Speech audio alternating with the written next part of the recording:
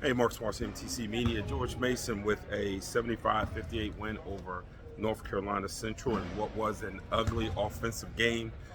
Both teams struggled in the first half. North Carolina Central shooting only 16.7%. Some of that was George Mason's defense. Some of that was the fact that they were a poorly shooting team. George Mason at one time was shooting only 30% themselves, finished the half at 41.7%. But George Mason's defense, even though at times Coach Skin said that they did some things that was out of character, for the most part, in that first 20 minutes, they rendered North Carolina Central basically inept on offense. As far as individual performances, Jalen Haynes had 6 points. He had 11 points and 6 rebounds.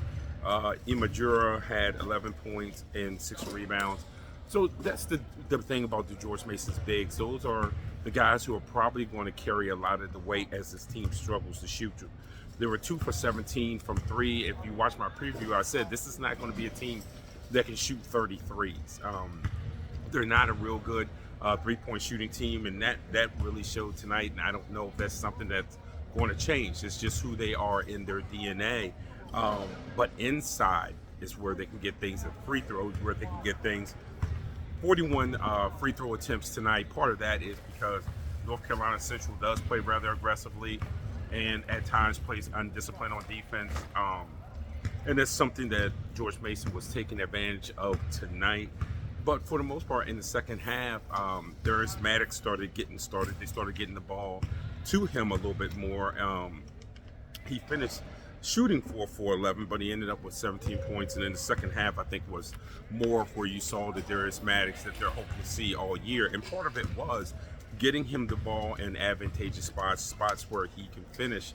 I think the big news tonight was at the point guard position. Braden O'Connor started at point guard tonight.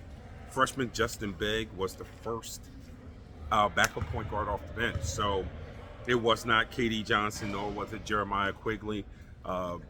They had 4 point guards play tonight.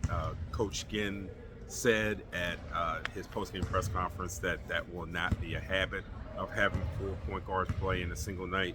I would think that they would slide O'Connor over off the ball, and Quigley and Johnson minutes could possibly pick up along with Justin Begg. I do think that Coach Skin wants to play Justin Begg more. He is a freshman.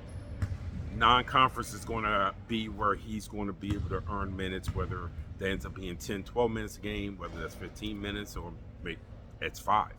But certainly with 2 guys with a lot of experience playing the primary ball handler in Johnson and Quigley, Begg is just going to have to keep getting better game after game after game. You know, first night of the season, getting a win is getting a win. And the 75-58 win is a win for George Mason. Certainly they will want to clean up some things, starting with turnovers, 17 turnovers, only 12 assists. They were negative there. But they out-rebounded North Carolina Central, which you figured that they would, 48-28, because of the size differential. Up next for George Mason is Marquette. So we will see what the Patriots do next, and playing a powerful opponent who's going to have the size, who's going to have the quickness, who's going to have the athleticism. That game is going to be probably more about off the scoreboard than on the scoreboard. Is this team doing the things they're supposed to do? Are they executing the way they're supposed to execute? Are they getting where they should be on defense and offense, and getting the guys the ball where they need to get the ball? So long season, but certainly game 1 is certainly a success and in the books for the George Mason Patriots. This is Marcus Washington, MTC Media.